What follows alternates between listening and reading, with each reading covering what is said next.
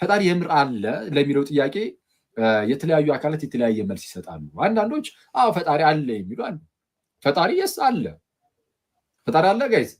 አሁን እናንተ አዎ አለ ትላላችሁ። ብዙዎቻችሁ አለ ካላችሁ በቃ እናንተ አሁን ፈጣሪ አለ ከሚለው ተርታ የምትመደቡ ናችሁ እና በፈጣሪ ህልውና አረ ፈጣሪ አለ ብለው የሚያምኑ ብዙዎች አሉ። እነዚህ ራሳቸው ግን ይከፈላል ማለት የተለያየ ክፍልፋይ ሊኖራቸው ይችላል። ፈጣሪ አለ ብሎ አንዳንድ ሰው ለምሳሌ ብዙ ፈጣሪ ነው ያለው የሚል ሰው ሊኖር ይችላል አይደለ? ይሄ ፖሊቲዝም ይባላል። ብዙ አማልክትን የማምለክ እምነት ማለት ነው። ብዙ አማልክትን። አንዳንዱ ደግሞ አይ እኔ ሞኖቴስት ነኝ፣ ኧረ እኔ አንድ አምላክ ብቻ እንዳለ ነው ማምነው የሚሉ ደግሞ ይኖራሉ። አንድ አምላክ ብቻ ያለ ሰው አንድ አምላክ ብቻ አለ ብሎ የሚያምን ሰው ሞኖቴስት ይባላል። ይኸውን እኛ ለምሳሌ አንድ አምላክ ብቻ ያለ ነው ብለን የምናምነው ሶስት አምላክ ያለን ወይስ አንድ አምላክ?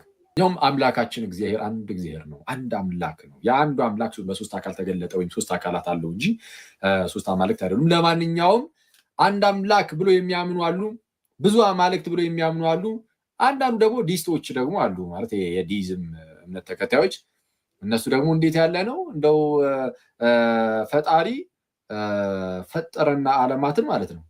ዓለማትን ፈጠረና ልክ ከዛ በኋላ በቃ አንድ ፈጠረ ያለው በራሱ ዛቢያ እንደፈለገ ይሽከርከር አይነት ነገር የለም። የሆነ በቃ ፍጥረትን አንድ የፈጠርኩ ከዛ በኋላ እርስ በርሱ እየተመጋገበ ምናምን እንደፈለገ ይኑር፣ እኔ አሁን ሌላ ስራ አለብኝ ብሎ ዞር ብሎ ፊቱን ከዓለም ፊቱን ዞር አድርጓል አይነት ነገር ማለት ነው።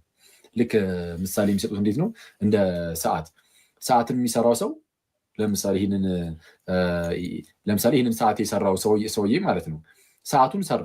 ሰዓቱን ከሰራ በኋላ እንዲቆጥር አደረገው። ይቆጥራል። አሁን እየቆጠረ ነው ሰዓቱ እንዲቆጥር ግዴታ ይህንን ሰዓት የሰራው ሰውዬ ነሰሰሪ መቶ ማድረግ አለበት እንዴ? የለበትም። አንድ ጊዜ ሰርቶታል። በቃ ይኸው እጅ ላይ ደርሷል። ራሱ ሰዓቱ በቃ በራሱ ጊዜ ይዞራል። ልክ እንደዛ ሁሉ ፈጣሪም ፍጥረትን ሲፈጥር ከዛ በኋላ ፍጥረት እንደ ፍጥር ጥራቱ ብሎ በቃ ትቷታል አይነት ነገር ይላሉ።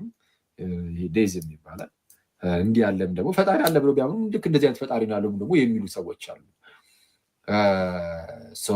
ፈጣሪ አለ የለም ለሚለው ጥያቄ አለ ብሎ የሚመልሱ ሰዎች እንደዚህ አይነት ነገሮችን ያስቀምጡ። እንደዚህ በዚህ መልኩ ሊከፋፈሉ ይችላሉ። ይህን ብዙ ያን ያህል ትንተና መያዝ ላይጠበቅባችሁ ይችላል። ግን አትሊስት ግን መያዝ ያለባቸው የመጀመሪያው ፈጣሪ አለ የሚሉ አሉ። ለምሳሌ እኛ አንድ አምላክ አለ የምንል፣ ብዙ አማልክት አለ ምናምን የሚሉ እነዚህ ሁሉ ስህተት እንደሆኑ በኋላ ላይ ያሳያቸዋሉ። የእኛ ትክክል እንደሆነ ስናሳይ የእነሱ ስህተት እንደሆነ በዛው ይታያል። ሌላው የለም የሚል ደግሞ አለ። ፈጣሪ አለ ስትለው ኖ የለም በቃ አለቀ። ፈጣሪ የለም ብሎ የሚያምኑ ደግሞ አሉ።